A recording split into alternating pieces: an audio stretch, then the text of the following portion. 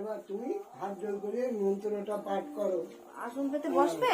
আমি বলছি। ওখানে বসবে কাকু? হ্যাঁ ওখানে বসবে? হ্যাঁ বসবে। আসন একটা। এই তো এই তো। হ্যাঁ এবার হাত জোর করে বলো। উপরে বলো নম জননী সর্বভূতানাং লোকানাং হিতকারিণী এই তো শোনা। ব্যঞ্জনস্থং রক্ষপুত্রীং তব পদে সমর্পিতম। এবার এইখান থেকে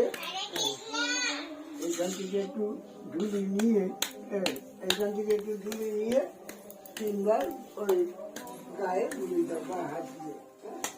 যে না ষষ্ঠী আমার মেয়েকে ভালো রাখো।